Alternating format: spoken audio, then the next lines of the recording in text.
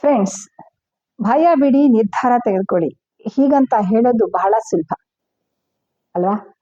ಅದರಲ್ಲೂ ವೈಯಕ್ತಿಕ ಜೀವನದಲ್ಲಿರ್ಬೋದು, ವೃತ್ತಿಯಲ್ಲಿರ್ಬೋದು, ಸಮಾಜದಲ್ಲಿರ್ಬೋದು, ಎಲ್ಲಾದ್ರೂ ಸರಿ ನಾವು ಒಂದು ನಿರ್ಧಾರ ತೆಗೆದುಕೊಳ್ಳುವಾಗ ಬಹಳ ಭಯ ಆಗುತ್ತೆ.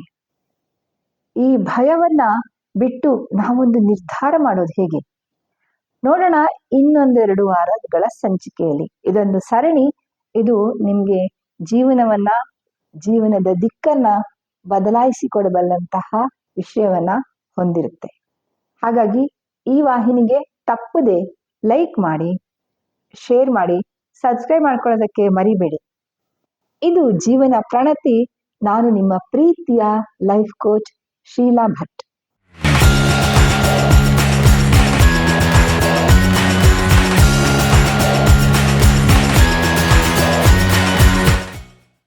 ಇದೆಯಲ್ಲ ಏನು ಡಿಸಿಷನ್ ಮೇಕಿಂಗ್. ಈ ಡಿಸಿಷನ್ ಮೇಕಿಂಗ್ ಅನ್ನೋದು ಬಹಳ ಮುಖ್ಯ ಆಗುತ್ತೆ ಜೀವನದಲ್ಲಿ. ಒಂದು ನಿರ್ಧಾರ ಅನ್ನೋದು ಆಯ್ಕೆಗಳ ಮೇಲಿರುತ್ತೆ. ಉದಾಹರಣೆಗೆ, ನೀವೊಂದು ಕೆಲಸಕ್ಕೆ ಹೊರಟಿದ್ದೀರಾ, ಅಥವಾ ನಿಮ್ಮ ತಲೆಯಲ್ಲಿ ಒಂದು ಬಿಸ್ನೆಸ್ ಇದೆ. ಆ ಬಿಸ್ನೆಸ್ ಮಾಡುವಾಗ ನಿಮ್ಗೆ ಇನ್ನೊಂದಷ್ಟು ಐಡಿಯಾಗಳು ಬರ್ತವೆ. ಸೊ ಈ ಬಿಸ್ನೆಸ್ ಇರಲಿ, ಕೆಲಸ ಇರಲಿ, ನಿಮ್ಮ ಯಾವುದೇ ಒಂದು ಪ್ರೀತಿಗೆ ಅಥವಾ ಮದುವೆಗೆ, ಯಾವುದಕ್ಕಾದ್ರೂ ನೀವು ಹೂ ಅನ್ನೋದು ನಿರ್ಧಾರ ತೆಗೆದುಕೊಳ್ಳೋದು. ಹೂ ಹೇಗೆ ಹೇಳ್ತೀರಾ? ನಿಮ್ಮ ಮುಂದೆ ಆಯ್ಕೆ. ಬೆಳಗಾದ ತಕ್ಷಣ ನಿಮ್ಮ ಮುಂದೆ ಆಯ್ಕೆಗಳಿರ್ತವೆ. ಚಿಕ್ಕ ಮಗುವಿನಿಂದ ಮುದುಕ ಆಗೋ ತನಕನೂ ಆಯ್ಕೆ ಆಗಿರುತ್ತೆ. ಹೇಗೆ? ಒಂದು ಡ್ರೆಸ್ ಹಾಕೊಳ್ಳೋದು. ಇವತ್ತು ಯಾವ ಡ್ರೆಸ್ ಹಾಕೊಳ್ಳಿ, ಇವತ್ತು ಯಾವ ತಿಂಡಿ ತಿನ್ಲಿ, ನಾನು ಎಷ್ಟೊತ್ತಿ ಮನ್ಕೊಳ್ಳಿ. ಈ ರೀತಿ ನಿರ್ಧಾರಗಳು ಒಂದು ಭಾಗ ಜೀವನದ್ದು. ಆ ನಿರ್ಧಾರಗಳನ್ನ ನಾವು ಚಿಕ್ಕ ನಿರ್ಧಾರಗಳನ್ನ ತೆಗೆದುಕೊಳ್ಳಕ್ಕೆ ತುಂಬಾ ಕಷ್ಟಪಡುವಂತಹ ಸಂದರ್ಭ ಇರುತ್ತೆ. ಹಾಗಿದ್ದಾಗ ದೊಡ್ಡ ನಿರ್ಧಾರಗಳನ್ನ ತೆಗೆದುಕೊಳ್ಳುವಾಗ ಹೇಗೆ? ಈ ನಿರ್ಧಾರಗಳನ್ನ ತೆಗೆದುಕೊಳ್ಳುವಾಗ ಭಯ ಯಾಕಾಗುತ್ತೆ? ಇದನ್ನೆಲ್ಲ ನೋಡೋಣ ಇವತ್ತಿನ ಸಂಚಿಕೆಯಲ್ಲಿ. ಇದು ಯಾಕಾಗುತ್ತೆ ಮತ್ತೆ ಇದರಿಂದ ಹೊರಗೆ ಬರೋದು ಹೇಗೆ ಅಂತ ನಿಮ್ಗೆ ಗೊತ್ತಾದಾಗ ಮುಂದಿನ ಸ್ಟೆಪ್ಸು ಗೊತ್ತಾಗ್ತಾ ಹೋಗುತ್ತೆ. ಮೊದಲನೇದಾಗಿ ನಿರ್ಧಾರ ಮತ್ತು ಆಯ್ಕೆ. ಈ ನಿರ್ಧಾರ ಮತ್ತು ಆಯ್ಕೆ ಇದೆಯಲ್ಲ, ಇಲ್ಲಿ ನಿಮ್ಮ ಮುಂದೆ ಒಂದಕ್ಕಿಂತ ಹೆಚ್ಚು ಆಯ್ಕೆಗಳು ಇರ್ತವೆ. ಯಾವಾಗ್ಲೂ ಅಷ್ಟೇನೆ. ಮೊದಲನೇ ಆಯ್ಕೆ ಏನ್ ಗೊತ್ತಾ? ಆ ನಿರ್ಧಾರ ಯಾವ್ದು ತೆಗೆದುಕೊಳ್ತೀವಿ, ನಾವು ಮತ್ತು ಬೇರೆಯವರು. ಏನು? ನಾವು ಮತ್ತು ಬೇರೆಯವರು. ಈ ನಿರ್ಧಾರಗಳಲ್ಲಿ ಕೆಲವೊಂದ್ಸಾರಿ ಏನಾಗುತ್ತೆ, ಬೇರೆಯವರು ನಮ್ಮ ಪರವಾಗಿ ನಿರ್ಧಾರ ತೆಗೆದುಕೋಬೇಕಾಗುತ್ತೆ ನಮ್ಮ ಬಗ್ಗೆ. ಆಮೇಲೆ ಬೇರೆಯವರ ಬಗ್ಗೆ ನಾವು ನಿರ್ಧಾರ ತೆಗೆದುಕೋಬೇಕಾಗುತ್ತೆ. ಎಲ್ಲಿವರೆಗೆ ಬೇರೆಯವರು ನಿಮ್ಮ ತೀರ್ಮಾನಗಳನ್ನ ಮಾಡ್ತಿರ್ತಾರೋ ಅಲ್ಲಿವರೆಗೆ ನಿಮ್ಮ ಜೀವನ ಅಥವಾ ನಿಮ್ಮ ಒಂದು ಜವಾಬ್ದಾರಿ ಅವ್ರ ಕೈಲಿರುತ್ತೆ. ನಿಮ್ಗೇನಾದ್ರೂ ಜವಾಬ್ದಾರಿ ಅವ್ರ ಕೈಲಿರುತ್ತೆ. ಯಾವಾಗ ನೀವು ಬೇರೆಯವರಿಂದ ಆ ಜವಾಬ್ದಾರಿಯನ್ನ ಕಿತ್ಕೋತೀರಾ, ನಿಮ್ಮ ಜವಾಬ್ದಾರಿಯನ್ನ ನೀವೇ ಹೊರ್ತೀರಾ, ಅವಾಗ ಆ ಏನು ಸಕ್ಸಸ್ ಆಗ್ಲಿ ಫೇಲ್ಯೂರ್ ಆಗ್ಲಿ ಪೂರ್ತಿ ಕ್ರೆಡಿಟ್ ನಿಮ್ದಾಗುತ್ತೆ. ಆ ಜೀವನದ ಆ ಭಾಗವೂ ನಿಮ್ದಾಗುತ್ತೆ. ಉದಾಹರಣೆಗೆ, ನೀವೊಬ್ಬ ಅಡಲ್ಟ್, ಒಬ್ಬ ವಯಸ್ಕರಿದ್ದೀರಾ. ಈಗ ಒಂದು ನಿರ್ಧಾರವನ್ನ ನೀವು ತೆಗೆದುಕೋಬೇಕಾಗಿದೆ. ಉದಾಹರಣೆಗೆ, ನಿಮ್ಮ ತಂದೆನೋ ತಾಯಿನೋ ಯಾರೋ ಬಿಸ್ನೆಸ್ ಮಾಡ್ತಿದ್ದಾರೆ. ಆ ಬಿಸ್ನೆಸ್ ಅಲ್ಲಿ ನೀವು ಪಾಲ್ಗೊಳ್ಳೋದಿಲ್ಲ. ಬದಲಿಗೆ ನೀವು ಎಲ್ಲ ಒಬ್ಬರನ್ನ ಬಿಟ್ಬಿಟ್ಟು, ಅಪ್ಪನೋ ಅಮ್ಮನೋ, ನೀವು ನನ್ನ ಪರ ನಿರ್ಧಾರ ಮಾಡ್ಕೊಳ್ಳಿ, ನಾನು ಆರಾಮಾಗಿ ಶಾಪಿಂಗ್ ಮಾಡ್ಕೊಂಡು ಗರ್ಲ್ ಫ್ರೆಂಡೋ ಬಾಯ್ ಫ್ರೆಂಡೋ ಜೊತೆ ಸುತ್ತಾಡ್ಕೊಂಡಿರ್ತೀನಿ, ನೀವೇನು ಅಸೆಟ್ ಮಾಡ್ತೀರಾ, ನಾನು ಎಂಜಾಯ್ ಮಾಡ್ತೀನಿ. ಈ ಹಂತಕ್ಕಿದ್ರೆ ಈ ತರಹದ ನಿರ್ಧಾರ ಏನಿದೆ, ನಿಮ್ಮ ಜೀವನವನ್ನ ಅವ್ರ ಕೈ ಕೊಟ್ಟು ನೀವು ಆರಾಮಾಗಿರ್ತೀರ. ಯಾವಾಗ ಈ ಹರಾಮಾಗುತ್ತೆ ಅಂದ್ರೆ, ಅವರಿಗೆ ಯಾರು ನಿರ್ಧಾರ ನಿಮ್ ಪರವಾಗಿ ತೆಗೆದುಕೊಳ್ತಾ ಇರ್ತಾರೆ ನಿಮ್ಮ ಜೀವನದ ಬಗ್ಗೆ, ಅವ್ರಿಗೇನೋ ಆದಾಗ, ಅವರು ನಿಮ್ಮ ಜೀವನದಿಂದ ದೂರ ಆದಾಗ ನಿಮ್ಗೆ ನಿಜವಾಗಿಯೂ ಆ ಬೆಲೆ ತರಬೇಕಾಗತ್ತೆ. ಅವ್ರು ಏನಾದ್ರೂ ಒಂದು ಫ್ರಾಡಲ್ಲಿ ಸಿಕ್ಕಿದ್ರೆ, ಅಥವಾ ಏನಾದ್ರೂ ನಿಮ್ಮ ಪರವಾಗಿ ನಿರ್ಧಾರ ತಪ್ಪಾಗಿ ತೆಗೆದುಕೊಂಡಿದ್ರೆ ಅನುಭವಿಸ್ಬೇಕಾದವರು ನೀವಾಗಿರ್ತೀರಾ. ಅವತ್ತು ನಿಮ್ಮ ಹತ್ರ ಅನುಭವ ಇರೋದಿಲ್ಲ, ಒಂದು ಒಳನೋಟ ಇರೋದಿಲ್ಲ, ಅದ್ರ ಬಗ್ಗೆ ಮಾಹಿತಿ ಇರೋದಿಲ್ಲ. ಅಂತ ಸಂದರ್ಭದಲ್ಲಿ ನೀವು ತುಂಬಾ ಅನುಭವಿಸ್ಬೇಕಾಗತ್ತೆ. ಹಾಗೆ ಮದುವೆ, ನನಗೆ ಮದ್ವೆ ಬೇಡ, ಏನು ನನಗೆ ಬೇಡ ಮದ್ವೆ, ನಮ್ಮಪ್ಪ ಹೆಣ್ಣು ಹುಡುಕಿದ್ನಂತೆ. ತುಂಬಾ ಜನರ ಪರಿಸ್ಥಿತಿ ಹಾಗಿರುತ್ತೆ. ನನಗೆ ಮದ್ವೆ ಬೇಡ, ನಮ್ಮಪ್ಪ ಹೆಣ್ಣು ಹುಡುಕಿದ್ನಂತೆ ಅನ್ನೋ ತರ ಇರುತ್ತೆ. ಏನಂದ್ರೆ ನಮ್ಮ ಪರವಾಗಿ ಬೇರೆಯವರು ನಿರ್ಧಾರಗಳನ್ನ ಮಾಡ್ತಿರ್ತಾರೆ. ಎಷ್ಟೋ ಹುಡುಗಿಯರು ಎಸ್ ಬರೋ ತನಕನೂ ನೋಡ್ತಾ ಇರ್ತಾರೆ ನೋಡ್ತಾ ಇರ್ತಾರೆ ನೋಡ್ತಾ ಇರ್ತಾರೆ. ಯಾರು ಏನ್ ಬೇಕು ಅಂತ ಗೊತ್ತಾಗಲ್ಲ. ಅಪ್ಪ ಅಮ್ಮ ಡಿಸೈಡ್ ಮಾಡ್ತಾರೆ, ಓ ಇವನಿಗೆ ಉದ್ಯೋಗ ಚೆನ್ನಾಗಿದೆ, ಅದು ಚೆನ್ನಾಗಿದೆ, ಇದು ಚೆನ್ನಾಗಿದೆ, ಎಸ್ ನಿನ್ಗೆಲ್ಲ ಗ್ರ್ಯಾಂಡ್ ಆಗಿ ಮದುವೆ ಮಾಡ್ತೀನಿ, ಎಸ್ ಎವ್ರಿಥಿಂಗ್ ಇಸ್ ಓಕೆ. ಆಮೇಲೆ ಮದ್ವೆ ಆದ್ಮೇಲೆ ಅಲ್ಟಿಮೇಟ್ ಸಫರ್ ಮಾಡೋದು ಯಾರು? ಆ ಹುಡುಗಿ. ಯಾಕೆಂದ್ರೆ ಆ ಹುಡುಗಿ ಆ ಒಂದು ನಿರ್ಧಾರವನ್ನ ತೆಗೆದುಕೊಳ್ಳೋದಕ್ಕೆ ಭಯಪಟ್ಟು, ಆ ನಿರ್ಧಾರ ಕೊಡುವ ಜವಾಬ್ದಾರಿಗೆ ಭಯಪಟ್ಟು ಓಡಿ ಹೋಗ್ತಾರೆ. ನಿರ್ಧಾರ ತೆಗೆದುಕೊಳ್ಳೋದಕ್ಕೆ ಭಯ ಯಾಕಾಗುತ್ತೆ ಅಂದ್ರೆ ಆ ನಿರ್ಧಾರಗಳ ಹಿಂದೆ ಜವಾಬ್ದಾರಿ ಇರುತ್ತೆ. ಪ್ರತಿ ನಿರ್ಧಾರದ ಹಿಂದೆ ಜವಾಬ್ದಾರಿ ತೆಗೆದುಕೊಳ್ಳುವ ಗುಣ ಇರುತ್ತೆ, ಅದು ಬೇಕಾಗುತ್ತೆ. ನೀವು ಯಾವುದೇ ನಿರ್ಧಾರ ಮಾಡೋದಕ್ಕೆ ನೀವು ಬೇರೆಯವ್ರನ್ನ ಬಿಟ್ಬಿಟ್ಟು ಆಯ್ತಾ, ನೀವು ಆರಾಮಾಗಿರ್ತೀರಾ. ಆ ಜವಾಬ್ದಾರಿ ನೋಡೋಣ, ಅವ್ರು ಎಷ್ಟೋ ತನಕ ಅವ್ರು ಮಾಡೋದಾದ್ರೆ ಮಾಡ್ಲಿ, ನಾನು ಯಾಕೆ ನಿರ್ಧಾರ ತಗೊಂಡು ಜವಾಬ್ದಾರಿ ತಗೋಬೇಕು ಅಂತ ಇರುತ್ತೆ.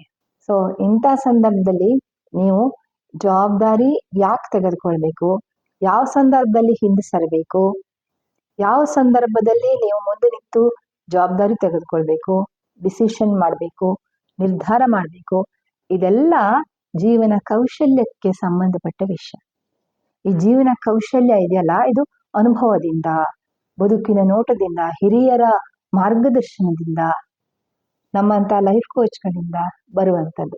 ಸೊ ಈ ಕೌಶಲ್ಯಗಳನ್ನ ಕಲಿತಾ ಕಲಿತಾ ಕಲಿತಾ ನಿಮ್ಮ ಜೀವನವನ್ನ ಉತ್ತಮಗೊಳಿಸಿಕೊಳ್ಳುವುದು ನಿಮ್ಮ ಒಂದು ತೀರ್ಮಾನ ಆಗಿದ್ರೆ ಇಂತಹ ಮಾಹಿತಿಗಳನ್ನ ಹೊತ್ತು ಬರುವಂತಹ ವಾಹಿನಿಗಳನ್ನ ಜಾಸ್ತಿ ನೋಡಿ, ಅವುಗಳಿಗೆ ಸಬ್ಸ್ಕ್ರೈಬ್ ಮಾಡ್ಕೊಳ್ಳಿ, ಇನ್ಕ್ಲೂಡಿಂಗ್ ಜೀವನ ಪ್ರಣತಿ. ಹಾಗೆ ಇಂತಹ ವಿಷಯಗಳನ್ನ ಹೊತ್ತು ಬಂದಂತಹ ವಿಡಿಯೋಗಳನ್ನ ಎಲ್ಲರಿಗೂ ಶೇರ್ ಮಾಡಿ, ಆಮೇಲೆ ಲೈಕ್ ಮಾಡಿ. ಇವಾಗ ನಿರ್ಧಾರ ಮತ್ತು ಭಯ ಎರಡು ಒಂದಕ್ಕೊಂದು ಏನು, ನಿರ್ಧಾರ ಮತ್ತು ಭಯ ಹೇಳ್ತೀವಲ್ಲ, ನಿರ್ಧಾರ ಮತ್ತು ಭಯ. ಈಗ ನಾವು ನೋಡಿದ್ವಿ ಭಯ ಆಗುತ್ತೆ. ಭಯ ಯಾಕಾಗುತ್ತೆ? ಜವಾಬ್ದಾರಿಯಿಂದ ಆಗುತ್ತೆ. ಭಯ ಯಾಕಾಗುತ್ತೆ? ಇಲ್ಲಿ ಏನಿದೆ, ಭಯದಿಂದ ಜವಾಬ್ದಾರಿ. ನಿರ್ಧಾರ ಯಾಕೆ? ಓಕೆ, ಯಾಕಾಗುತ್ತೆ ನಿರ್ಧಾರ ತಗೊಳಕ್ ಭಯ? ಅಲ್ಲಿ ಜವಾಬ್ದಾರಿ ಇದೆ. ಯಾರಿಗ್ ಜವಾಬ್ದಾರಿ ಬೇಡ ಅವರು ನಿರ್ಧಾರ ತೆಗೆದುಕೊಳ್ಳೋದಿಲ್ಲ. This is the thing. ನಿಮ್ಗೆ ಒಂದು ಹೆಣ್ಮಕ್ಳಾದ್ರೆ ತುಂಬಾ ಜನ ಮದ್ವೆನಲ್ಲಿ ಸಾಕಾಗಿರುತ್ತೆ, ನಿರ್ಧಾರ ತೆಗೆದುಕೊಳ್ಳಕ್ ಆಗೋದಿಲ್ಲ, ಭಯ ಆಗ್ತಾ ಇರುತ್ತೆ. ಗಂಡನ್ ಬಿಟ್ಟು ಹೋದ್ರೆ ನಾಳೆ ಎಲ್ಲಾರು ಗಂಡ ಬಿಟ್ಟು ಹೋದ ಅಂತ ಗಂಡ ಬಿಟ್ಟವಳು ಅಂತಾರೆ ಅನ್ನೋ ಭಯ. ಆಮೇಲೆ ನನ್ನ ಹತ್ರ ಮಕ್ಕಳನ್ನ ಸಾಕಕ್ಕಾಗುತ್ತೋ ಇಲ್ವೋ ಭಯ. ಅಯ್ಯೋ ನನಗೆ ಹೊರಗೋಗಿ ಕೆಲಸ ಮಾಡೇ ಗೊತ್ತಿಲ್ಲ, ಅಲ್ಲಿ ಹೇಗೆ ಜೀವನವನ್ನು ಎದುರಿಸೋದು ಅನ್ನುವ ಭಯ. ಈ ತರ ಭಯ ಆಗುತ್ತೆ. ಯಾಕೆ ಅಂದ್ರೆ ಜವಾಬ್ದಾರಿ ತೆಗೆದುಕೊಳ್ಳುವುದಕ್ಕೆ ಮನಸ್ಸಿಲ್ಲ.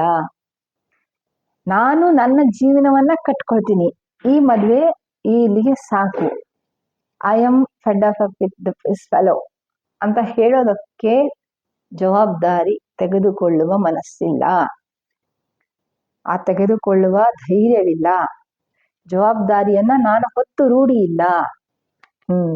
ಅದರಿಂದಾಗಿ ನನಗೆ ನಿರ್ಧಾರವನ್ನ ತೆಗೆದುಕೊಳ್ಳುವ ಭಯ ಕಾಡ್ತಾ ಇದೆ. ಇದನ್ನ ಅರ್ಥ ಮಾಡ್ಕೋಬೇಕು. ಯಾವಾಗ ನೀವು ಇದನ್ನ ಅರ್ಥ ಮಾಡ್ಕೋತೀರಾ ಅವತ್ತು ನೀವು ನಿರ್ಧಾರ ತೆಗೆದುಕೊಳ್ತೀರಾ. ಹಾಗೆ ಎಜುಕೇಶನ್, ಎಷ್ಟೋ ಜನ ನೋಡ್ಬೇಕು, ನಾನು ಅಪ್ಪ ಸೇರಿಸ್ಬಿಟ್ಟ, ನಾನು ಏನೋ ಆ ಸ್ಟ್ರೀಮಿಗೆ ಹೋಗ್ಬೇಕಾಗಿತ್ತು, ಈ ಸ್ಟ್ರೀಮಿಗೆ ಹೋಗ್ಬೇಕಾಗಿತ್ತು, ಕಂಪ್ಯೂಟರ್ ಸೈನ್ಸ್ ತಗೊಂಡ್ಬಿಟ್ಟೆ, ಎಲೆಕ್ಟ್ರಾನಿಕ್ಸ್ ಹೋಗ್ಬೇಕಾಗಿತ್ತು, ಎಲೆಕ್ಟ್ರಾನಿಕ್ಸ್ ಬದಲು ಇನ್ನೇನೋ ಮಾಡ್ಬಿಟ್ಟೆ, ಈ ತರ ಹೇಳ್ತಿರ್ತಾರೆ. ನಿಜವಾಗಿ ಹೇಳ್ಬೇಕು ಅಂದ್ರೆ ಇವರಿಗೆ ಏನ್ ಬೇಕು ಅಂತ ಗೊತ್ತಿರಲ್ಲ. ಹಾಗೆ ಗೊತ್ತಿದ್ದು ನಾನು ನನಗೆ ಇಂಥದ್ದು ಬೇಕಪ್ಪ, ನಾನು ಇದಕ್ಕೆ ಹೋಗ್ತೀನಿ, ಇದ್ರ ಸಾಧಕ ಬಾಧಕ ಏನಿದ್ರು ನಂದು. ಅಂತ ಹೇಳುವ ಧೈರ್ಯ ಜವಾಬ್ದಾರಿ ತೆಗೆದುಕೊಂಡ್ರೆ, ಆ ನಿರ್ಧಾರ ತೆಗೆದುಕೊಂಡ್ರೆ, ಸೊ ಅಲ್ಲಿಗೆ ಅದೊಂದು ಅದ್ಭುತವಾದಂತಹ ಸ್ಯಾಟಿಸ್ಫ್ಯಾಕ್ಷನ್, ತೃಪ್ತಿದಾಯಕ ಕಲಿಕೆ ಆಗ್ತಿತ್ತು. ಆದ್ರೆ ಹಾಗೆ ಮಾಡೋದಿಲ್ಲ. ಅಪ್ಪ ಅಮ್ಮನೇ ಚೂಸ್ ಮಾಡ್ಬೇಕು, ಅಪ್ಪ ಅಮ್ಮನೇ ಫೀಸ್ ಕಟ್ಟೋದು, ಅಪ್ಪ ಅಮ್ಮನೇ ಎಲ್ಲ ಮಾಡೋದು.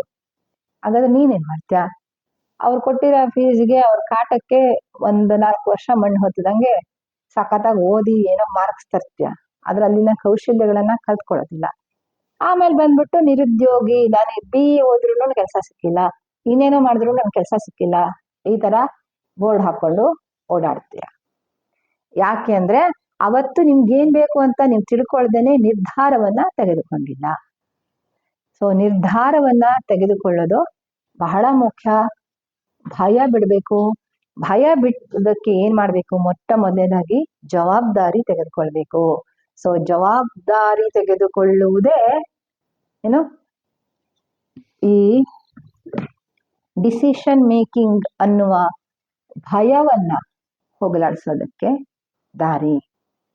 ಆದ್ರಿಂದ ಜವಾಬ್ದಾರಿ ಮತ್ತು ನಿರ್ಧಾರ ಇದೆರಡು ಒಟ್ಟಿಗೆ ಹೋಗುವಂಥದ್ದು. ಒಂದು ಬಿಟ್ಟು ಒಂದು ಹೋಗೋದಿಲ್ಲ. ಅದು ಒಂಥರ ವ್ಯಕ್ತಿತ್ವದ 2 ಭಾಗ, 2 ಗಾಲಿ.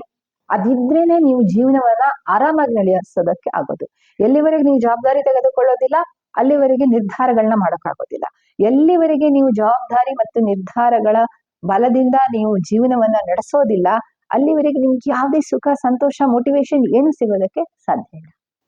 ಸೊ ಆದ್ರಿಂದ ಪ್ರೀತಿಯ ಸ್ನೇಹಿತರೆ, ಇವತ್ತಿಂದ ಭಯ ಬಿಟ್ಟು ನಿಮ್ಮ ಜೀವನಕ್ಕೆ ನೀವು ಏನ್ ಬೇಕು ಅಂತ ಕಂಡುಹಿಡ್ಕೊಳ್ಳೋದಕ್ಕೆ ಈ ತರ ನಾನು ಇನ್ನೊಂದಷ್ಟು ವಿಡಿಯೋಗಳನ್ನ ಮಾಡ್ತೀನಿ. ನಿಮ್ಮನ್ನು ನೀವು ಪ್ರೀತಿಸೋದು ಹೇಗೆ, ನಿಮ್ಮನ್ನು ನೀವು ಗೌರವಿಸ್ಕೊಳ್ಳೋದು ಹೇಗೆ, ನಿಮ್ಮೊಳಗೆ ಆತ್ಮವಿಶ್ವಾಸವನ್ನ ತುಂಬಿಕೊಳ್ಳೋದು ಹೇಗೆ, ಇದೆಲ್ಲವನ್ನ ನಾನು ನಿಮ್ಗೆ ಹೇಳ್ಕೊಡ್ತೀನಿ. ಅದಕ್ಕೂ ಮೊದಲು ನೀವು ಇವತ್ತು ನಿರ್ಧಾರ ಮಾಡಬೇಕು.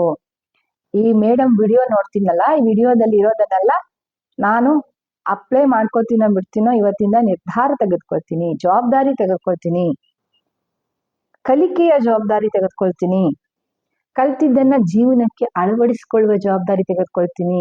ದಟ್ ಈಸ್ ಮೈ ಡಿಸಿಷನ್ ಅಂತ ಹೇಳಿ. ಆಗ ನೋಡಿ ಅದ್ರ ಮಜಾನೇ ಬೇರೆ ಲೈಫಿಂದ. ಯಾವಾಗ ನಿಮ್ಮ ನಿರ್ಧಾರಗಳನ್ನ ಸುಖವಾಗಿ, ಖುಷಿಯಾಗಿ ತೆಗೆದುಕೊಳ್ತೀರಾ, ಅವಾಗ ನಿಮಿಷ ನಿಮ್ಗೆ ಸಂತೋಷವಾಗಿರೋದಕ್ಕೆ ಸಾಧ್ಯ ಆಗುತ್ತೆ.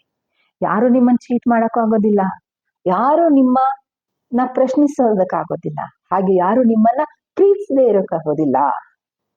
ಇದನ್ನೆಲ್ಲ ನೆನ್ಪಿಟ್ಕೊಂಡು ಇವತ್ತಿಂದ ಜವಾಬ್ದಾರಿ ತೆಗೆದುಕೊಂಡು ನಿರ್ಧಾರ ತೆಗೆದುಕೊಳ್ಳಿ. ಭಯ ಎಲ್ಲೋ ಬಿಟ್ಟು ಹೋಗ್ಬಿಟ್ಟು ಬರ್ತೀರ, ಸುಖವಾಗಿ ಖುಷಿಯಾಗಿರ್ತೀರ. ಈ ಆಶಯದೊಂದಿಗೆ ಈ ಸರಣಿಯನ್ನ ತೆಗೆದುಕೊಂಡು ಬರ್ತೀನಿ ಪ್ರತಿ ಗುರುವಾರ ನಿಮ್ಮ ಮುಂದೆ. ಈ ಒಂದು ಸಂಚಿಕೆ ನಿಮ್ಗೆ ಉಪಯುಕ್ತ ಆಗಿದೆ ಅಂತ ನಂಗೆ ಗೊತ್ತು. ಹಾಗಾಗಿ ದಯವಿಟ್ಟು ಸುಮ್ಮನೆ ನೋಡ್ಬಿಟ್ಟು ಲೈಕ್ ಮಾಡದೆ ಹೊರಟೋಗ್ಬೇಡಿ. ಪ್ಲೀಸ್ ಲೈಕ್ ಮಾಡಿ. ಇದರಿಂದ ಯೂಟ್ಯೂಬ್ ಹೆಚ್ಚು ಜನಕ್ಕೆ ತೋರಿಸುತ್ತೆ. ಆಮೇಲೆ ಪ್ರೀತಿಯಿಂದ ಬೇರೆಯವರಿಗೆ, ನಿಮ್ಮ ಪ್ರೀತಿಸುವವರಿಗೆ ಶೇರ್ ಮಾಡಿ. ನೀವು ಪ್ರೀತಿಸುವವರಿಗೆ ಶೇರ್ ಮಾಡಿ, ಸ್ನೇಹಿತರಿಗೆ ಶೇರ್ ಮಾಡಿ, ವಾಟ್ಸಪ್ ಗ್ರೂಪ್ಗಳಲ್ಲಿ ಹಂಚಿ. ಇದರಿಂದ ನನಗೆ ನಿಮ್ಗೆ ಮಾತ್ರ ಅಲ್ಲ, ತುಂಬಾ ಜನಕ್ಕೆ ಹೆಲ್ಪ್ ಆಗುತ್ತೆ. ಆ ಜವಾಬ್ದಾರಿ ಮತ್ತು ನಿರ್ಧಾರವನ್ನು ಇವಾಗ ತೆಗೆದುಕೊಳ್ಳಿ. ಆಮೇಲೆ ಇಂತಹ ವಾಹಿನಿಗಳನ್ನ ಪ್ರೋತ್ಸಾಹಿಸೋದು ನಿಮ್ ಕೈಲಿದೆ. ಹಾಗಾಗಿ ದಯವಿಟ್ಟು ಪ್ರೀತಿಯಿಂದ ಸಬ್ಸ್ಕ್ರೈಬ್ ಮಾಡ್ಕೊಳ್ಳಿ. ಸುಮ್ಮನೆ ನೋಡಿ ಮುಚ್ಚಾಕೊಂಡು ಹೋಗ್ಬೇಡಿ. ದಯವಿಟ್ಟು ಸಬ್ಸ್ಕ್ರೈಬ್ ಮಾಡ್ಕೊಳ್ಳಿ. ಇಂತಹ ವಾಹಿನಿಗಳು ಉಳಿಬೇಕು, ಬೆಳಿಬೇಕು ಅಂತಂದ್ರೆ ನಿಮ್ಮ ಪ್ರೋತ್ಸಾಹ ಅತ್ಯಗತ್ಯ. ಕನ್ನಡದ ಈ ವಿನೂತನ ಉಚಿತವಾದ ಪ್ರಯೋಗಕ್ಕೆ ನಿಮ್ಮ ಸಹಕಾರ ಇರಲಿ, ಪ್ರೀತಿ ಇರಲಿ. ಸಿಗ್ತೀನಿ ಮುಂದಿನ ಸಂಚಿಕೆಯಲ್ಲಿ. ನಮಸ್ಕಾರ.